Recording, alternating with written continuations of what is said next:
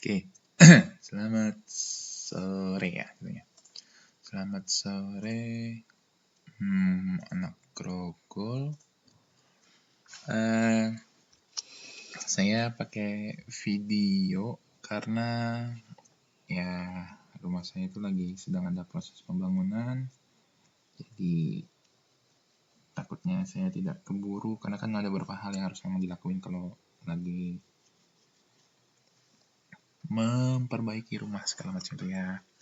Jadi saya pakai video aja untuk menjelaskan karena takutnya saya nggak keburu kalau saya meet now ya. Jadi saya mau jelasin yang kemarin terkait dengan alokasi difference between IV dan BV ya. Jadi inti dari chapter ini adalah kalau dulu kan kalian kemarin 3 minggu yang lalu bahkan kalian belajar untuk alokasi difference pasti selalu ke arah goodwill ya. Pasti kan mau kita bagaimanapun pasti goodwill gitu ya kan. Kalau kita belinya kemahalan pasti goodwill lah gitu ya, pasti selalu goodwill gitu. Kalau beli kemurahan ya pasti gain gitu ya, pasti keuntungan gitu. Nah kalau di chapter ini tidak semerta-merta langsung ke goodwill ya. Jadi kalau untuk di chapter ini kita dijelaskan bahwa yang namanya alokasi difference atau alokasi selisih antara IV dan BV itu tidak selamanya langsung ke goodwill ya. Tapi bisa juga ke aset atau ke liabilitas tertentu. Yang bagaimana? Yang kondisinya book value-nya tidak sama dengan fair value-nya. Ya. Kondisinya nggak sama nih, tidak sama dengan. Ya, jadi nggak sama kondisinya. Nah, jika kondisinya masih ada yang belum sama, maka itu bisa di-adjust atau diberikan nilai difference-nya. Ya. Itu. Nah, di sini saya menjelaskan yang lebih mudah saja. Alokasinya itu ke aset ya. Lebih gampang itu ke aset. Nah, aset-asetnya apa saja? Asetnya kan ada banyak, ada piutang, ada inventory, ada equipment, ada land, ada building, dan seterusnya. Di sini saya mau bagi menjadi 3 kategori aja, yang mudah aja. Yang pertama itu ke inventory, yang kedua itu adalah ke equipment, yang ketiga itu adalah ke land. Bahasa kasarnya adalah saya alokasikan yang pertama ke inventory, yang keduanya adalah ke depreciable asset.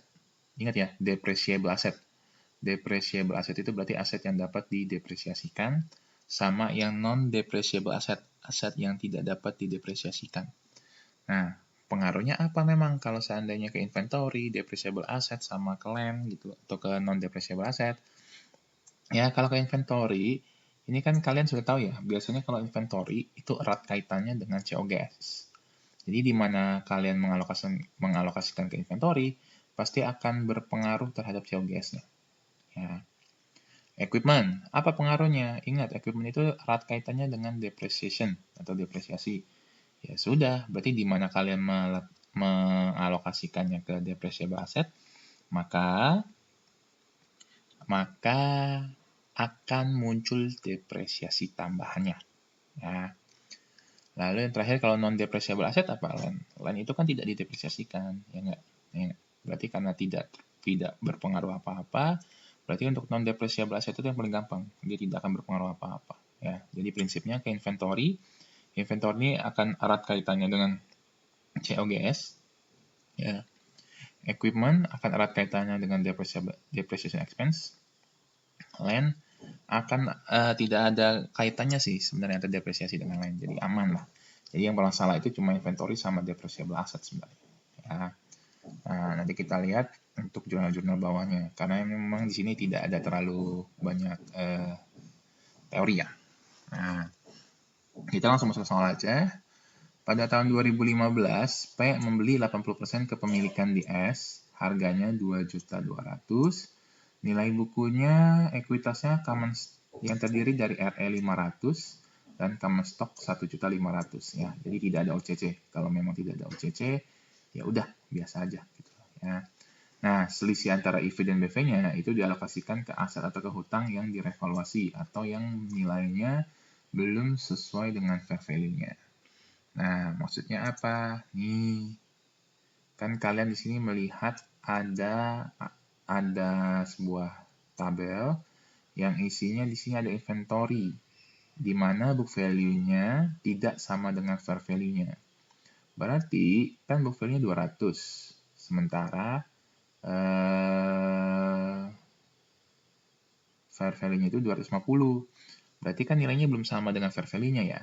Nah, berarti kan di sini kalian harus mengadjust dari book value ke fair value-nya. Ya. Kalian ubah dari book value ke fair value-nya. Di sini ada kenaikan sebesar 50. Berarti apa? Berarti kalian harus menaikkan ya. Menaikkan harga inventory-nya. Jadi inventory kalian harus bertambah sebesar 50.000 ya. Untuk nilai inventory-nya. Jadi nilai inventory-nya bertambah 50.000.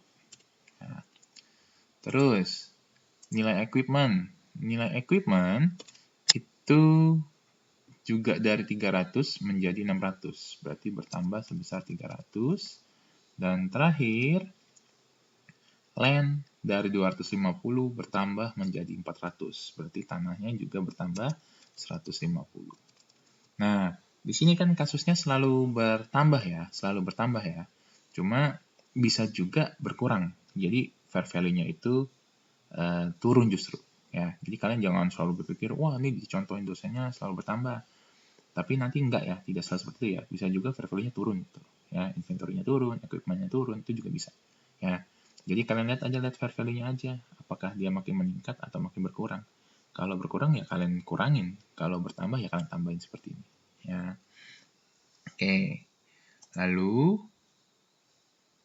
yang berikutnya adalah kita lihat nih, perusahaan menetapkan metode perhitungan inventory menggunakan FIFO. Buat apa nih? Nanti saya jelaskan di bawah nanti, ya. Dan umur peralatan diperkirakan memiliki sisa umur 5 tahun pada saat akuisisi. Nah, dia ngomong adalah sisa umur, ya. Saya tekankan sisa umur. Dan selama tahun 2015, perusahaan memperoleh laba sekian, ya kan, dividennya sekian, dan seterusnya. Kalian diminta buatlah jurnal selama tahun 2015 dan sampai dengan 2017. Nah, yang saya mau tekankan di sini adalah kalian hitungin dulu difference-nya berapa. Nah, difference-nya sudah saya hitungkan, ya kan? Nih, untuk implied value-nya 2.200.000 dari harga beli dibagi dengan kepemilikan 80%, dapat 2.750.000. Langkah kedua, jangan lupa dikurangi dengan book value equity-nya sebesar 2 juta, hasilnya 7,5. Nah, berarti kan difference-nya 7,5 nih. Ya kan? Jadi kalian kayak punya difference 7,5. 7,5 ini mau kita alokasikan kemana? Ya ke tadi, ke inventory, ke equipment, ke land. Ya. Yang kita alokasikan berapa? Bukan kalian alokasikan yang 2,5, 600 sama 400-nya ya. Tapi selisihnya ini yang kalian alokasikan. Jadi kalian mengalokasikan ke inventory sebesar selisihnya 50, equipment bertambah 300, land bertambah 150.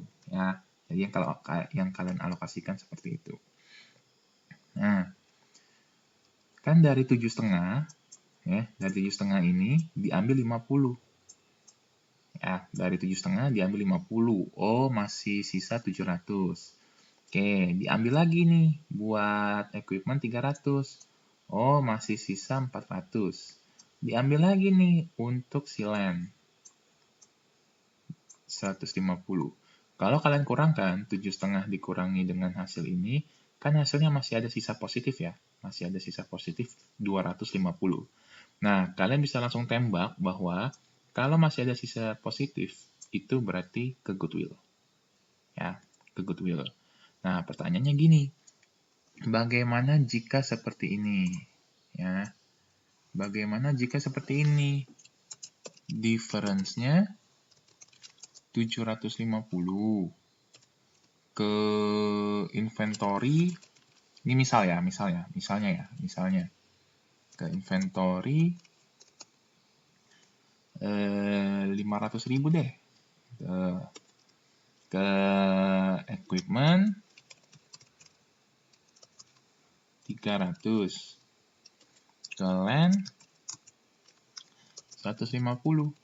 Nah, jadi kan kalau kalian hitung-hitung nih, jumlah alokasinya aja 500 tambah 300 tambah 150 kan. Totalnya kan 950. Sementara difference kalian itu cuma 7,5. Nah, berarti kan difference kalian kurang dong. Ya nggak? Karena kalau kasus yang tadi, yang awalnya, difference-nya 7,5, dialokasikan 500, 300, dan 150. Masih ada sisa. Ya. Nah, ini kan udah over bahkan ya. Difference-nya 7,5, alokasinya tuh bahkan lebih sampai 950.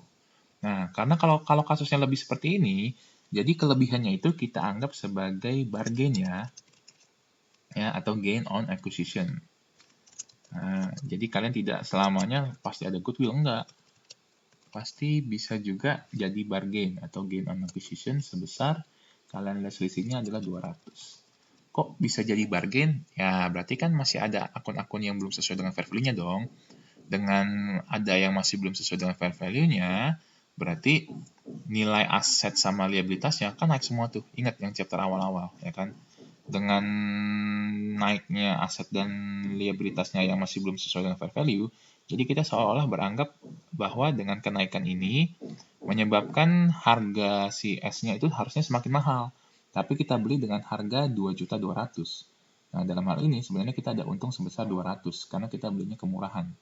Nah, ya, jadi ibarat kata tuh dia delay gitu. Kan kalau kalian lihat kayaknya, wah ini kan positif, harusnya goodwill. Enggak. Ternyata masih ada akun-akun yang bermasalah yang masih belum sesuai dengan fair value-nya, maka harus disesuaikan dulu. Ketika kalian sesuaikan, kok ternyata jadi harganya jadi lebih mahal gitu. Awalnya kita yang beli mahal, tapi sekarang kok harga si S-nya makin mahal. Kita beli jadi lebih murah nih seolah-olah begitu. Ya udah, berarti kita kan seolah-olah mendapatkan gain sebesar 200 ya. Jadi kalian perhatikan dulu baik-baik ya. Pak, bagaimana jika seandainya inventorinya turun? Nggak plus, jadi minus. Nah, itu tugas kalian tuh. Bagaimana jika menjadi minus? Kira-kira apa yang terjadi? Ya, apakah tetap gainnya 200? Atau gainnya makin nambah atau bagaimana? Nah, itu tugas kalian. Ya, atau bahkan goodwill. Ya, jadi bisa seperti itu ya, bisa turun kayak gitu loh. Ya, bisa turun seperti itu. Ya, jadi kalau kalian tolong perhatikan baik-baik tuh alokasinya ya. Alokasinya kemana-mana, ada selisihnya masih positif, goodwill, selisih negatif berarti gain. Ya. Oke, nah terus saya juga hitungin NCI-nya. Ini NCI untuk tahun 2015 sebesar 550. Ini tahun 2015 ya, semuanya 15. Nah, sekarang pertama pakai cost method. Kemarin kalau tidak salah ada pertanyaan, Pak, kenapa kita masih belajar cost method? Bukannya di atas 50% itu sudah pasti equity. Nah, di sini kan saya bilang selalu tekankan adalah, di sini kita bicara soal teori. Ya. Berbicara soal teori, kalau secara teori kan kalian boleh milih tuh. Even kalau kalian beli di atas 50%, itu secara teori kalian masih boleh pakai cost atau equity ya. Ya, secara teori. Makanya kalian jangan kaget. Kan saya bilang selalu jangan kaget kalau tiba-tiba kalian beli di atas 80% kok masih pakai metode cost, kok tidak pakai metode equity. Nah, ya itu alasannya ya. Alasannya sederhana itu. Karena secara teori kalian boleh milih gitu, tapi secara prakteknya tetap pakai equity ya. Jadi jangan kalian kaget kok kita masih belajar cost sih gitu. Cost kan hanya berlaku untuk di bawah 50%. Tidak seperti itu ya. Secara teori di atas 50% kalian masih boleh memilih antara cost dan ekuitas ya. Nah, kita bikin jurnalnya berturut-turut seperti ini. Yang pertama adalah jurnal transaksi. Jadi ketika kalian bertransaksi selama 2016 sampai 17, apa yang terjadi? Nah, yang pertama adalah waktu kalian beli. Ya. Waktu kalian beli, ini jurnalnya biasa. Ya. Investment in S, kreditnya cash sebesar 2.200.000, ya, tidak masalah. Dan pembeliannya hanya sekali, tidak 2 kali, ya. Jadi kalian jangan kaget kok beli 2 kali gitu ya. Atau beli 3 kali, enggak ya. Karena kebetulan kalian di sini masih chapter yang awal-awal, jadi pembeliannya hanya sekali. Nanti kalau sudah rada lebih maju lagi ke depan, kita bahas kalau seandainya belinya lebih dari sekali gitu. Ya. Lalu jangan lupa, biasanya kalau kalian masih ingat minggu kemarin, kita belajar bahwa kalau metode cost hanya ada pengakuan dividen. Ya. pengakuan dividen seperti biasa, debitnya cash, kreditnya dividen income. Angkanya dari mana nih? 16.000, 48 sama 60. Kalian lihat pembagian dividennya berapa? 2015 20, 2016 60, 2017 75. Berarti kalian kalikan saja dengan persentase kepemilikannya dikalikan sahamnya. Nah, di sini maksudnya yang memperoleh laba dan membagikan dividen ini perusahaan S ya. Jadi perusahaan S membagikan dividen, mendapatkan laba, perusahaan S dan perusahaan S ya. Saya ini lupa informasinya kurang. Perusahaan S ya. Jadi tinggal kalikan kalian nih. Ini kan tinggal kalikan nih. 20.000 di tahun 2015, 60.000 di tahun 2016, tahun 2017 75.000. Kalikan dengan persentase kepemilikannya 80%, masing-masing dapat 16, 48 dan 60. Ya. Nah, itu jurnal transaksinya untuk metode cost. Nah, masuk eliminasinya. Eliminasinya untuk yang pertama, ya, saya selalu menyarankan yang mudah dulu, yaitu kalian mengeliminasi dividen income-nya. Ya. Debitnya sama kayak kemarin, dividen income, kreditnya dividen declare. Angkanya tinggal kalian pindahin, ini 16, ya kan? Ini 48, nah ini 60, tinggal pindahkan semua. Ya, pindahkan semua. Nah, itu biasa. Yang kedua, karena di sini kita menggunakan metode cost, jangan lupa reciprocity-nya. Ya, reciprocity ini bersifat wajib. Ya. Nah, untuk reciprocity, pertanyaannya, kok tahun pertama nggak ada? Baru ada di tahun kedua, baru ada di tahun ketiga. Ingat, reciprocity itu kan jurnal seperti jurnal pengakuan laba sebenarnya. Jadi, dalam hal ini, tahun pertama itu tidak ada. Ya, kan reciprocity dibuat di awal tahun berikutnya. Setelah akuisisi. Akuisisi kalian kan 2015, berarti tahun berikutnya adalah 2016 dan 17. Berarti 2015-nya belum ada. Ya, nggak masalah. Nah, lalu jurnal yang ketiga, eliminasi ketiga adalah menghapus investment terhadap nilai bukunya. Berarti kalian hapus beginning RE. Ingat ya, saya tulis beginning RE. Beginning RE tahun 2015 berapa? 500. Dari mana? Dari soal. Nih, beginning RE-nya. Ya. Lalu common stock jangan lupa dihapus 1.500.000. Difference ini seperti biasa. Sudah kalian hitungin di atas 7,5. Investment awal 2015 2.200.000 dan NCI sudah kita hitungin di awal 550. Kalau kalian mau pakai cara setan juga nggak masalah ya.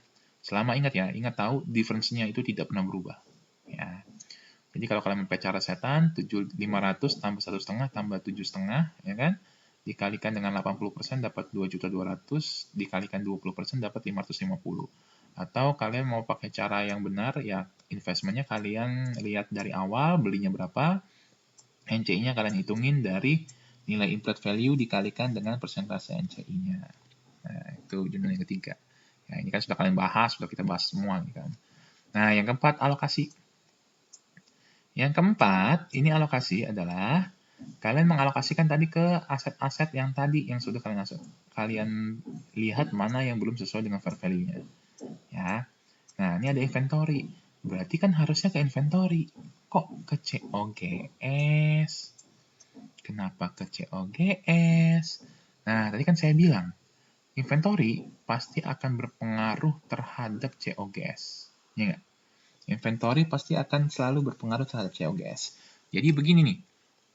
Kalau untuk inventory, kalian perhatikan baik-baik. Ya. Jika alokasinya ke inventory, itu normalnya ya kalian juga alokasikan juga kalian debitkan inventory dong. Kalau inventorinya bertambah. Kalau inventorinya berkurang ya kalian kreditkan inventory. Ya. Cuma, kalian perhatikan baik-baik. Kata kuncinya begini. Apakah inventory tersebut sudah terjual atau belum? Kalau seandainya kalian sudah terjual di tahun pertama saat kalian akuisisi, kalian tidak boleh memberikan namanya inventory. Tapi kalian berikan nama COGS, karena kan dengan asumsi barangnya sudah terjual, ya. Jadi kalian tidak boleh pakai tidak boleh pakai inventory kalau barangnya sudah terjual di tahun pertama. Kalau seandainya belum terjual gimana, Pak? Ya kan, itu kan masalahnya. Kalau belum terjual gimana? Ya, kalau belum terjual misalnya tahun 2015 belum terjual, ya kan? Tahun 2016 sudah terjual. Nah, ini bagaimana nih pengalokasiannya? Berarti karena di tahun 2015 belum terjual, kalian tetap anggap sebagai inventory. Berarti kalian debitkan inventory. Ya, kalau dia belum terjual. Nah, di tahun 2016 kan sudah terjual. Ya jangan inventory namanya dong. Namanya adalah tetap COGS. Jadi prinsipnya kalau ke inventory sudah terjual atau belum. Ya, sudah terjual atau belum. Kalau belum terjual, inventory. Kalau sudah terjual, COGS. Lah, dari soal ini kan tidak ada kata-kata terjual atau tidak, Pak. Nah, kita lihat dari kata-kata ini. FIFO. First in, first out. Ya, ketika kalian menggunakan FIFO, first in, first out, itu asumsinya sudah terjual di tahun pertama. Makanya di soal ini langsung ke inventory, langsung ke COGS. Kalau misalnya tidak ada keterangan FIFO gimana, Pak? Ya, kita kasih tahu kapan penjualnya. Mungkin ngomong kayak seperti ini, baru terjual di tahun 2016. Ya udah, berarti COGS-nya baru muncul di tahun 2016. Ya, tahun 2015-nya masih inventory. Pak, bagaimana kalau setengah-setengah, Pak? 2015 setengahnya kejual. 2016 baru ke semuanya kejual, Pak. Itu gimana? Ya, berarti kalau setengah-setengah seperti itu, di tahun 2015 inventory dan COGS. Setengah yang belum kejual ke inventory, setengah yang sudah terjual ke COGS. Di tahun berikutnya, kan kejual lagi tuh. Nah, yang kemarin inventory, kalian ubah menjadi COGS. Ya, paham ya? Itu kalau untuk inventory. Makanya kalau dari jurnal ini, dia langsung ke COGS. Karena asumsinya FIFO, first in first out, sudah terjual. Nah, kita lihat dulu setahunnya dulu, 2015 dulu ya. Ini kan ada beginning RS sama NCI, nanti kita bahas. Ya. Lalu, equipment tidak masalah, tetap ke equipment. Land juga tidak masalah, tetap ke land. Ya. Lalu jangan lupa, tadi masih ada sisa positif goodwill. Dan difference-nya 750. Ya, itu tidak masalah. Oke. Jadi yang masalah pertama-tama tuh inventory. Inventory langsung ke COGS kalau sudah terjual. Nah, sekarang tadi kan ada ke depreciable asset ya. Ada ke depreciable asset. Karena dia ke depreciable asset, berarti kan ada pengakuan depresiasi tambahan. Nah, prinsipnya gini. Ketika kalian equipment-nya bertambah, berarti depresiasinya juga harus bertambah. Ketika nilai asetnya berkurang, berarti depresiasinya juga harus berkurang. Ya, prinsipnya seperti itu. Nah, jurnal depresiasi gimana? Seperti biasa, debitnya depreciation expense. Ya, kreditnya biasa kan akumulasi ya. Biasanya kan akumulasi. Nah, cuma ingat, di sini nilai equipment-nya bertambah ketika kalian ingin melakukan konsolidasi. Ketika kalian ingin menggabungkan dua laporan yang berbeda, parent dan subsidiary. Nah, ketika kalian menggabungkan, equipment-nya baru bertambah. Makanya di sini kan dari awal tidak ada penambahan terhadap equipment. Maksudnya ketika operasi normal equipment-nya mah tetap gitu loh. Tidak bertambah sedikit pun.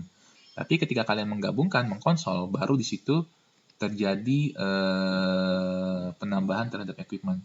Nah, karena dari itu kita tidak menggunakan akun akumulasi depresiasi. Ya. Di sini kita menggunakan akun equipment karena kita mau langsung memotong ke nilai equipment-nya. Jadi yang kalian kurangi nilai equipment itu bukan equipment yang awal, tapi kalian potong nih nilai penambahan equipment-nya sebesar 300.000 ini. Ya. Makanya equipment tidak akumulasi depresiasi. Nah, ini kan kalau kondisinya si equipment-nya bertambah, maka depresiasinya bertambah. Kalau misalnya equipment-nya berkurang, bagaimana, Pak? Ya kalian putar. Equipment-nya di debit, kreditnya depreciation expense. Seperti itu. Ya. Nah, angkanya 60 dan 60. Dapat dari mana? Ini kan alokasinya 300 ya. Alokasinya 300. Nah, kalian bagi dengan sisa umur pada saat akuisisi, yaitu 5 tahun. Ingat ya, saya ngomong sisa umur, bukan umur manfaatnya. Jadi kalau saya mau contohkan seperti ini, kita main tebak-tebakan Anda ya. Misal, 1 Januari 2010, saya punya peralatan. Saya punya peralatan, umurnya 10 tahun. Lalu tanggal 1 Januari 2016, saya diakuisisi. Ya kan? Saya diakuisisi. Lalu ada alokasi ke peralatan tersebut. Nah, kan kalian bikin tuh jurnal eliminasinya, ngitungin difference-nya, segala macam. Lalu kan kalian diminta ngitungin dong depresiasinya, penambahannya atau pengurangannya. Ya udah, misalnya kalian alokasi ke peralatannya anggaplah misalnya 40.000 contoh. Nah, berarti kalian kan dengan santainya biasanya begini, wah nilai peralatannya kan 40 nih, tinggal dibagi aja dong umurnya 10, hasilnya 44.000, iya 4.000. Nah ini salah ya, ini adalah contoh yang salah. Nah, kenapa salah? Karena kan bukan sisa umurnya. Ingat, di sini menggunakan sisa umur. Dan kalian pun juga harus menggunakan sisa umur. Berarti jika kalian bagi 10, itu salah. Berarti harusnya berapa, Pak? Jawabannya. Ya, kalian cari sisa umurnya. Awal 1 Januari 2010, itu kan 10 tahun. Nah, kalian hitung. Dari 2010 sampai dengan dia akuisisi 2016, itu sudah terpakai berapa lama? 2010, 2011, 2012, 2013, 2014, 2015. 2016-nya kita nggak hitung ya, karena kan masih 1 Januari. Berarti sudah terpakai 6 tahun. Berarti kalian cari sisa umurnya. Dari 10 tahun sudah terpakai 6 tahun. Ya, sisanya 4. Berarti 40.000 dibagi 4 harusnya. Yang hasilnya adalah 10.000. Nah, ini jawaban yang benar. Ya. Jadi selalu gunakan sisa umur, sisa umur, sisa umurnya. Ya. Tidak menggunakan umur awalnya. Ya. Jadi kalau misalnya ketahuan umur awalnya, kalian tetap cari sisa umurnya berapa. Ya, makanya 300 bagi 5. 5 adalah sisa umurnya. Ya. Ini tahun pertama. Oke, tidak ada masalah. Tahun kedua. Baru muncul di sini reciprocity. Ya, nah itu. Nih, baru muncul reciprocity. Reciprocity-nya 84. Dapat dari mana? Ingat rumusnya. Beginning RE tahun sebelumnya, tahun T, ya kan, tahun depannya, yaitu 2016, dikurangi dengan saat akuisisi. Saat akuisisi itu 500, tetap tidak berubah. Nah, pertanyaannya, di jurnal ini kan tidak kelihatan berapa sih nilai nilai beginning RE-nya. Ingat ya, kita menggunakan sistem akuntansi, di mana ending tahun 2015 sama dengan beginning di tahun 2016. Berarti tugas kalian adalah cari berapa ending tahun 2015. Ending tahun 2015 itu bisa kalian cari. Ingat rumus cara mencari RE ending. Ya, beginning RE yang 500 ditambah dengan labanya di tahun 2015 125 dikurangi dengan dividennya tahun 2015 sebesar 20. Ketika kalian menambahkan dan mengurangi, hasilnya 605. Ya. 605. Nih, sudah saya kasih tahu caranya.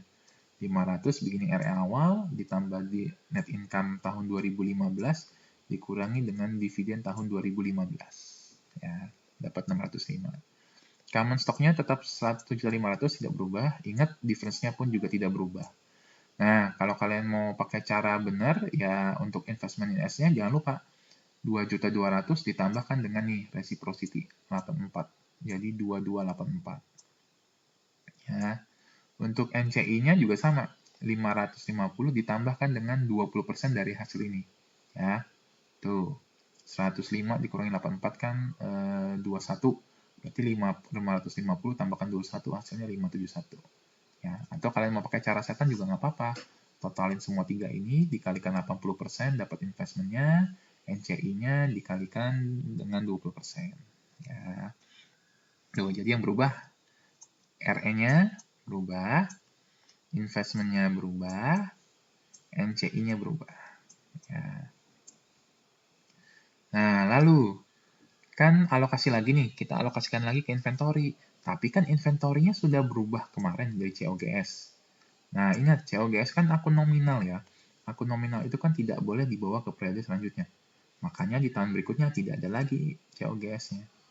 Nah, COGS-nya kemana? COGS-nya harus kalian pecah dua. Ya.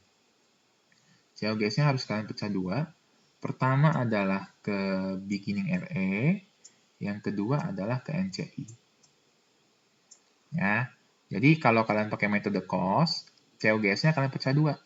Ke beginning RE sebesar 80% dan ke NCI 20%. Apakah semuanya dipecah-pecah? Kok kayaknya dari tadi kita nggak dipecah-pecah? Kenapa sekarang boleh dipecah? Nah, yang dipecah itu adalah yang tahun sebelumnya itu merupakan beban, yang tahun sekarang itu harus dipecah dua. Jadi kan tahun sebelumnya kan COGS. COGS itu kan beban. Tahun 2015 dia COGS. Di tahun berikutnya dia tidak boleh lagi menjadi COGS. Kalian harus bagi dua. Menjadi beginning RE sama NCI tergantung persentasenya. Ya. Jadi yang harus kalian pecah itu adalah beban-beban. Ketika tahun sebelumnya beban, tahun yang sekarang pasti dibagi dua. Ya. Tahun sebelumnya beban, tahun ini dibagi dua. Tahun sebelumnya beban, dibagi dua lagi. Ya. Selalu seperti itu. Ya. Jadi makanya COGS-nya tidak muncul lagi, sekarang menjadi beginning RE sama NCI. Untuk yang lain kan equipment bukan beban, land juga beban, goodwill juga bukan beban, difference juga bukan beban, itu normal. Ya, 150 dan 2,5. Masih normal. Nah, lalu kan depresiasi. Depresiasi ingat, jangan aneh ya. Depresiasi itu dibuat setiap tahun. Maka dari itu depresiasinya muncul lagi nih 60. Ya. Nah, ingat kan kemarin ada depresiasi ekspansi yang 60 nih. Yang dari tahun sebelumnya. Ingat tadi saya ngomong di atas. Begitu ada beban di tahun sebelumnya, di tahun sekarang pasti dibagi dua. Tuh, makanya kalian juga bagi dua nih. Ke beginning RE sama ke NCI. Tuh, ya. Jadi dibagi dua. Dan equipment di sini bertindak seolah-olah menjadi seperti akumulasi. Makanya dia terus bertambah menjadi 120. Ya, 60 kali 2, 120. Ya. Ini dapat 48 dari mana? Dari 80% dikalikan 60. NCI 20%. Ya, jadi ingat aja, tahun sebelumnya beban, tahun ini pasti dibagi dua. Ya, itu 2016. Di 2017 juga sama, caranya seperti itu ya. Otomatis angka RE beginningnya akan berubah menjadi 685. 685 dari mana? Kan ada beginning RE 2016. Ingat ya, ini kan kita mau cari beginning di tahun 2017. Beginning 2017 sama dengan ending RE tahun 2016. Berarti tugas kalian cari berapa ending RE 2016. Dengan cara beginning RE-nya 605 ditambah dengan itu 2016, berarti ditambah dengan laba tahun 2016 140 dikurangi dividen 2016 60. Hasilnya nih 685 ya. Berarti dengan adanya berubahnya RE maka terjadi perubahan dalam reciprocity-nya. Reciprocity-nya berarti 685 dikurangi 500 ya. Tetap 500 dikalikan 80%, dapat 148. Nah, berarti di dalam 685 ini, termasuk di dalamnya yang tahun kemarin ya, yang 605 ini ya. Termasuk di dalamnya yang kemarin 605 ini. Makanya, jangan kalian kaget. Kok nilai investmentnya 234, bukannya kalau saya tambahin 228 ditambah 148, hasilnya nggak 234, harusnya 24 sekian. Ya kan saya bilang tadi, di dalam 685 ini termasuk di dalamnya 605. Di dalam 605 ini termasuk di dalamnya yang 500. Jadi terus terakumulat gitu loh. Ya. Berarti dasar untuk mencari 238 di sini bukan pakai 228 nih ya. Tapi dasarnya itu dari 2.200.000. 2.200.000 ditambah dengan 148. Dapat 238. Sama dengan 587. Berarti 550 ditambahkan hasil ini. Selisihnya berapa? Ya, seperti itu. Jadi terakumulasi ya. Jangan kalian tambahin 228 tambah 148, hasilnya di sini bukan ya. tapi dasarnya tetap 220 ditambahkan dengan reciprocity-nya. Ya, itu nih sudah saja caranya. Nah, untuk tahun 2017 kan COGS-nya kemarin udah nggak ada. Ya, berarti jangan adain lagi di tahun 2017 COGS-nya. Ya, kalian tetap masukin yang beginning RS sama MCI itu tetap sama, nggak masalah. Ya, equipment tetap, file-nya tetap. Nah, untuk depresiasi juga sama, tetap ada, dan equipment-nya kan jadi kumulatif ya. Kumulatif 180. Nah, ini nih, kita pecah lagi. Jadi kemarin sudah dipecah nih, ada 48 sama 12. Nah, kan tahun 2016 ada lagi depresi expense-nya, dipecah lagi. Kok nggak 48 sama 12 lagi? Kok sekarang jadi 96 sama 24? Nih, kan kemarin ada 48. Masa kemarin nggak dimasukin? Dimasukin lagi ya, jadi kumulatif. Jadi di sini bukan 48 doang, tapi 48 tambah 48. Di sini 12 tambah 12 ya, jadi kumulatif seperti itu. Nah, ini pakai metode cost. Ya, jadi ini metode cost dulu yang pertama. Ya. Terus kalau metode equity, sama nggak Pak? Sama, cuma ada yang berbeda dikit, yaitu yang waktu kalian pecah ya. Waktu kalian pecah, tidak lagi ke beginning RE, tapi kalian ganti dengan investment in S. Ya, kalian ganti dengan investment in S.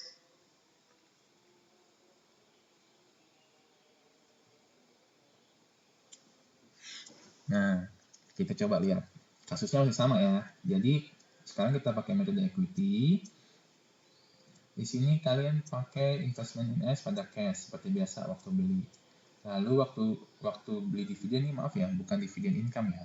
Harusnya di sini adalah investment in S. Kemarin saya dikoreksi, terima kasih koreksinya. Di sini harusnya investment in S. Nah, angkanya sama. Dan jangan lupa, kalau misalnya pakai metode equity, itu ada pengakuan laba rugi. Ya, pengakuan labanya, laba dari si S. Nah, dapat angka dari mana nih? 125, 140, dan 200. Dapat dari mana? Dari sini kawan-kawan. Nih, laba tahun 2015, 125. Laba tahun 2016, 140. Laba tahun 2017, ini 200. Kalian kalikan saja semuanya. Nah, itu. Nih, 125, 140, 200. Kalian kalikan semuanya dengan 80%, dapat 100, 112, dan 160. Nah, untuk jurnal, nah ini muncul nih, kok kemarin nggak belajar yang ini, yang jurnal nomor 4. Kok kemarin cuma 3 doang. Nah, yang keempat ini sebenarnya adalah pengakuan beban. Pengakuan beban yang muncul, ya, yang muncul karena kalian melakukan alokasi. Ya, kalau kemarin itu nggak muncul karena kalian kan belajarnya cuma alokasi ke goodwill, ya kan?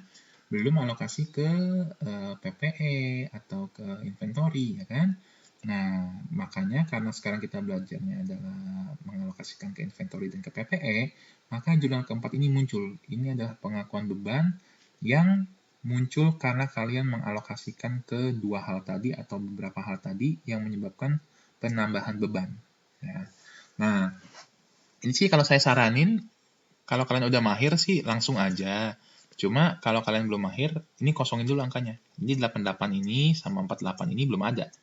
Ya, jadi belum ada. Anggapannya kalian belum ada, nanti saya jelasin. Ya.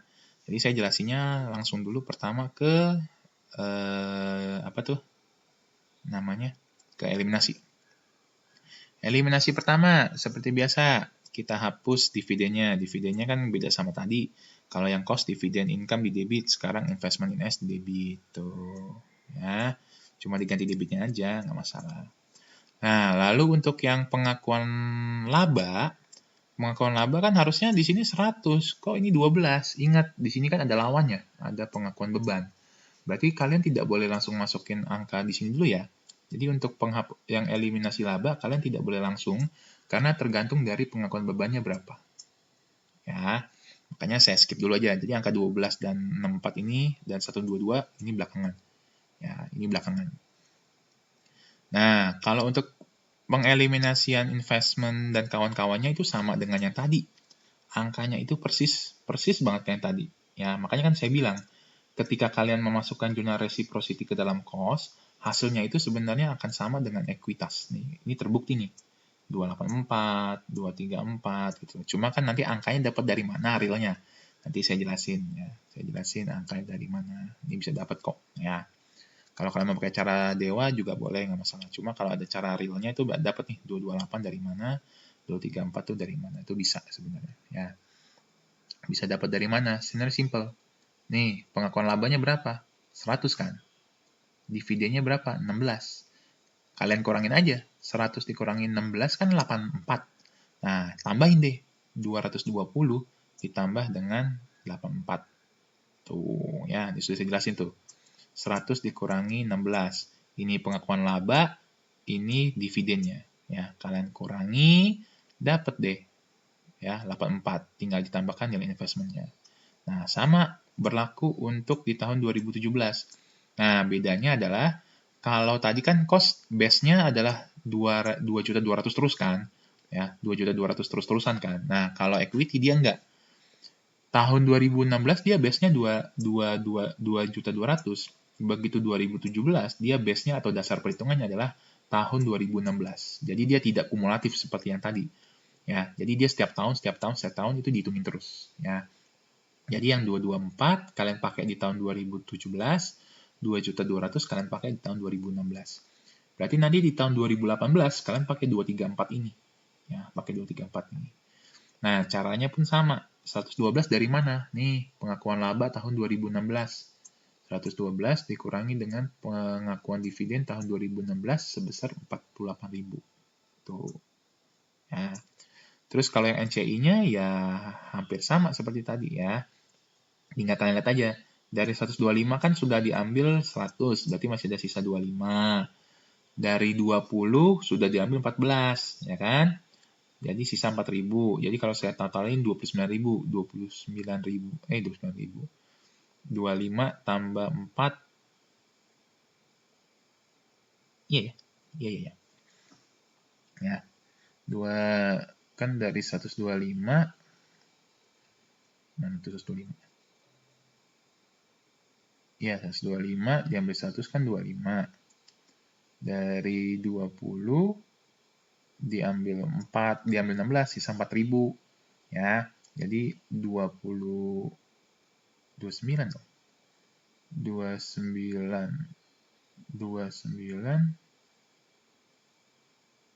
ditambah salah nggak saya? Benar kok. Dapat 571. Benar. Ya, kan dikurangin bukan ditambah. Malah saya tambahin. Ya, harusnya 25 dikurangi dengan 9. 25 dikurangi dengan 4.000. Hasilnya 19.000. 25 dikurangi 4.000, 21. Nah, bukan ditambah, maaf ya. Jadi 21 dikurangin. Ya, dapat 571. Pokoknya angkanya akan sama dengan cost saja. Cuma caranya aja sedikit berbeda. Ya.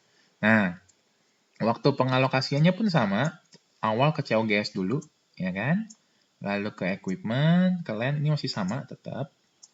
Untuk depresiasinya pun tetap. Ya, sama kok, nggak berubah. Ya, pengalokasinya tetap sama. Nah, di sini dah baru kita mulai untuk angka nomor 4. Nomor 4, 80%. Rumusnya untuk pengakuan beban adalah persentasenya berapa, kalian kalikan dengan 110. 110 ini dapat dari mana? Kalian cari. Selama tahun 2015, mana penambahan beban dari jurnal eliminasi? Kalian cari. Nih, pertama COGS. COGS itu beban. Jadi bebannya bertambah 50. Cari lagi. Wah, depreciation expense 60 bertambah. Nah, bertambah 60. Berarti 50 ditambah 60 hasilnya 110. Dari 110 kalian ambil 80%-nya sama dengan 88.000. Nah, itu jurnal nomor 4. Dapatnya 88.000 dari mana? Nah, baru deh kalian bisa dapat isi yang eliminasi laba. Dapat 12 dari mana? Dari 100 nih, dari nomor 3 dikurangi nomor 4. Jadi untuk eliminasi pengakuan untuk eliminasi laba di sini ya, jurnal eliminasi yang kedua itu didapat dari angka nomor 3 dikurangi nomor 4. Ya. Nah, di 2015 kan ada 60 lagi nih. 60 dari mana? Ya kan, pengakuan bebannya dari mana? Kalian lihat lagi di tahun 2016, mana pengakuan labanya? Pengakuan bebannya. COGS.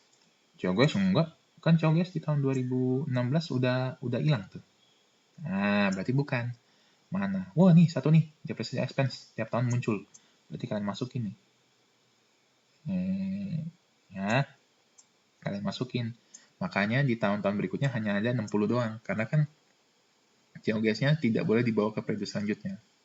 Itu 60, 60. Jadi angkanya sama, 48, 48. Nah, kalau untuk yang nomor 2, eliminasi labanya, 112 dari mana? Nih, dari nomor 3 dikurangi nomor 4. 160 dari mana? 160 dikurangi 48. Nih, ya. Nah, sekarang yang membedakan antara cost dan equity, selain ada jurnal nomor 4, adalah waktu kalian dipecah-pecahin.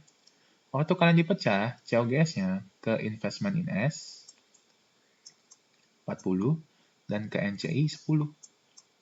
Lah, Pak, ini kan beban. Ya nggak? Kan beban COGS. Kok waktu dipecah malah menambah ke investment in S-nya? Sementara kalau di cost, itu COGS dia ngurangi beginning RE-nya, Pak. Kalau masih beginning RE kan masih make sense. Dengan kalian bebannya si S bertambah, maka keuntungannya saya dapat juga harusnya berkurang. Makanya saya potong ke beginning REP. Nah, itu setuju kan? Nah, ini kok bertambah ke investment-nya? Kenapa? Kenapa bertambah ke investment-nya? Nih, karena ada jurnal pengakuan laba ini. Ya, karena ada jurnal pengakuan laba ini. Kan harusnya nilai investment kalian nggak berkurang. Logikanya kan harusnya nggak berkurang. Harusnya nggak berkurang. Kenapa? Orang COGS dan depresiasi expense-nya hanya muncul ketika kalian mengkonsolidasi kok. Tapi kenapa dikurangi di sini di tahun 2015? Makanya di tahun 2016 itu kita tambahkan lagi tuh. Ya, kita tambahkan lagi nilai investment-nya 40 dan 48. Kalau kalian tambah ini 40 tambah 48 pasti hasilnya akan sama dengan 88 sebelumnya. Ya, seperti itu. Makanya didebitkan ke investment-nya. Ya. Nah, seperti itu. Jadi bedanya cuma dipecah aja. Waktu dipecah, kalau equity menjadi investment in S sama NCI. Kalau metode cost, beginning REP sama NCI. Nih, yang saya khawatir itu kalian yang nomor 4 ini ya. Yang nomor 4 ini saya khawatir, sama nomor 2 ini saya khawatir sama kalian. Ya. Nah, ini aja sih yang mau saya sampaikan. Semoga sih saya bisa meet now ya. Kalau misalnya saya nggak bisa meet now, ya saya pakai video ini. Kalau kalian ada pertanyaan, mungkin minggu depan saya udah bisa meet now, karena kan kayaknya kerjaannya udah kelar. Nanti di situ kalau kalian mau tanya soal ini lagi boleh, atau kita minggu depan itu kan cuma bahasnya sederhana kok, bahasnya nggak ribet ya. Mungkin kalau kalian mau bahas yang ini lagi, atau yang masih bingung soal ini lagi, kita bahas di Meet Now. Kalian kumpulin aja pertanyaannya ya. Oke, terima kasih.